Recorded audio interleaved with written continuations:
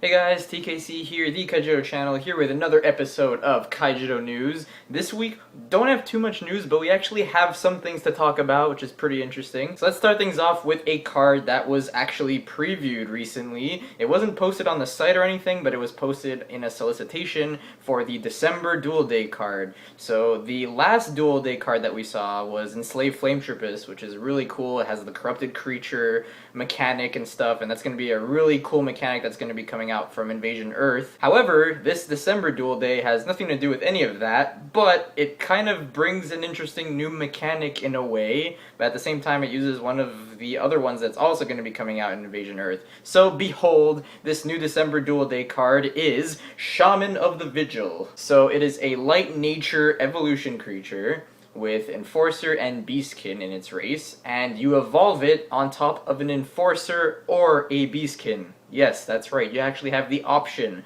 of evolving on either an Enforcer or a Beastkin. And if you thought Swordhorned was not enough, well, here you go. Shaman of the Vigil is another really cool Enforcer Beastkin. And this pretty much just further enforces that kind of deck archetype, using light nature together in some sort of aggressive deck. So, the two abilities that Shaman of the Vigil has: Pack Sworn. All your Beastkins have Protector, which is another new mechanic that's going to be coming out from Invasion Earth. Really cool stuff, enforcing your Beastkins to actually protect your other creatures from, dying in battle. And then you have In Spirit. At the end of each of your turns, untap all your Enforcers. So it's really cool because you could kind of like support both races, one or the other, and so you can make your Enforcers attack a bunch, and then they're gonna untap themselves, and then your Beastkins are going to be able to protect your tapped creatures, which are probably not going to be your Enforcers thanks to this card, but it could protect cards like, I don't know, some cheap Beastkin stuff. So I'm pretty excited to see what is going to come out with this card. I mean, what's going to happen? Are decks actually going to, try to use this card in like some sort of light nature shell or something like that? I really don't know. But it looks like a really fun card, and I'm very excited to see what it will do in the metagame. Now, on the website, there was pretty much no news at all. It was just a bunch of like recaps, updates, some cool strategy articles, including an article that I posted spotlighting the various teams out there, and that's kind of why I asked about teams a while back. So I think you could probably understand why I did that now. So I highly suggest you go check that article out. I mentioned some really cool teams out there, Team Cyberlord Games, Team Apex, Team RNG, etc., etc. I highly suggest you check it out and, see the new teams coming out in the KMCs and, just kind of follow their progress or something like that, because they all have like their own sites and stuff so they can follow, listen to, read, and stuff like that. So I highly suggest you check that out. But one of the articles was actually talking about the Shield Blast creatures a little bit more. It was actually kind of talking about the Gauntlet block, which is going to be the next block after this Clash block. And in there, they're going to be Shield Blast creatures, which they confirmed on the Reddit AMA last week. Now, in this article, they just kind of threw a picture in there of what a Shield Blast creature would look like, and I'm guessing that this creature right over here is probably going to be one of the cards in one of the Gauntlet sets. Unfortunately, there's pretty much absolutely nothing on the card. Just the fact that it has a Shield Blast logo over there, that's the only really cool thing we see in there. But other than that, I guess we see that there's a Burn Belly Shield Blast creature, and we have absolutely no idea what it will do. And it's a Burn Belly. More Burn Bellies are awesome. The more Burn Bellies, the better, I say. So, to kind of fill in the void of news, I'm going to go ahead and talk about the KMCs a little bit. Now, I do know that Decklists and stuff like that kind of get posted unofficially around the interwebs and stuff like that, but sometimes we can't ever be sure that the decklists are actually right, or sometimes events don't actually report their stuff at all, or like there's no coverage at all, so we have absolutely no idea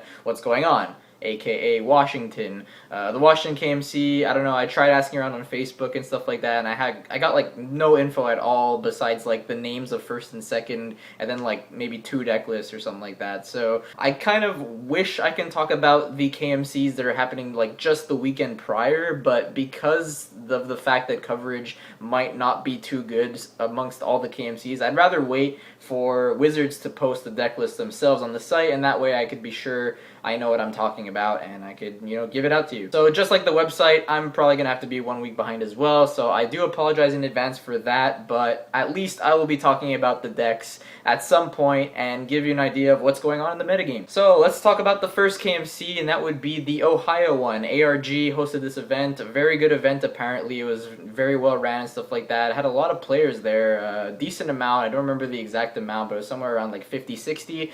And guess what? CVH, Christian Van Hoos from Team Peach, actually won the whole thing, which is pretty funny because last season it took him all the KMCs he went to just to get an invite at the very last one, and now the very first week he gets it, which is like the complete opposite. So he's been on a roll lately, so congrats CVH. He was piloting a Haven control list that used ramp, so it had nature in it too, and it had pretty cool cards like Wild Strider Ramnoth to kind of ramp every turn instead of relying on cards like Mana Storm to ramp you quicker. So I really like that inclusion. So props to you, CVH. Really cool deck. And then second place was Mono Light, the very deck that CVH actually piloted to a third place finish at the champs. So yeah, I guess CVH knew how to play that deck well enough to beat it.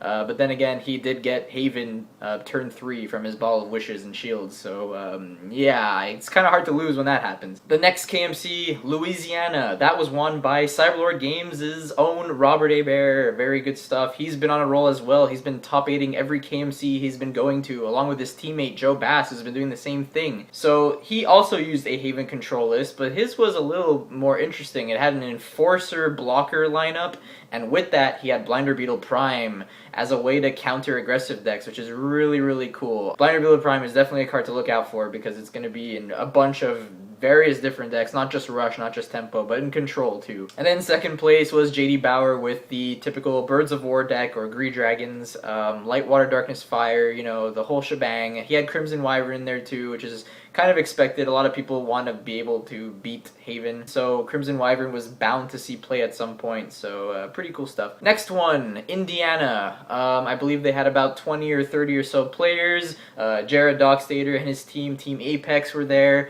And unfortunately they didn't do so well, but two others did very well with some very interesting dragon brews. The first place list was a Gree Dragons list, but without darkness, so it was basically Light, Water, Fire Dragons, but get this, it used Jump Jets.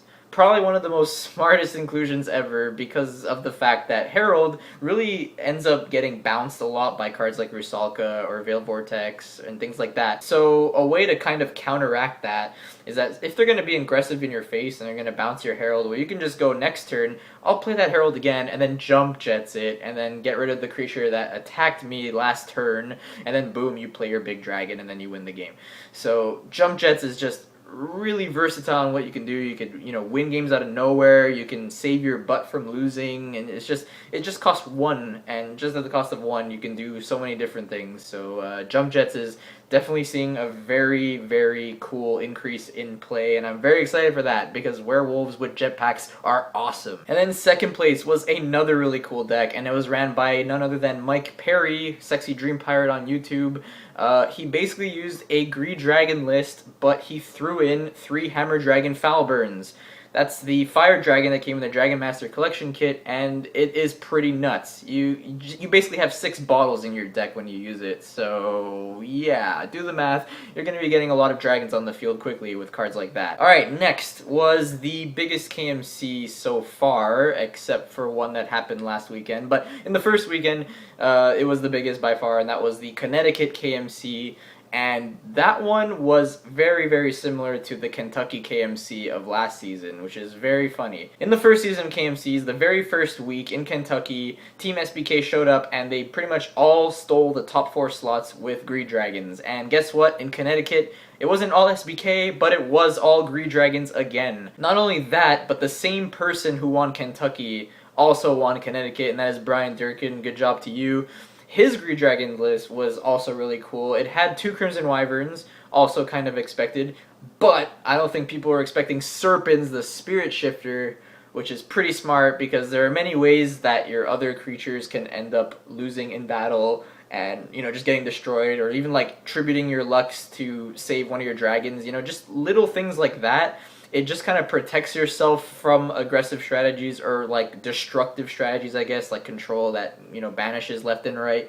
So, you know, meanwhile you're building up your field, you drop a Serpens, and then like if they find some way to get rid of your creatures, well, you're gonna get shields and you'll probably be fine for a long time.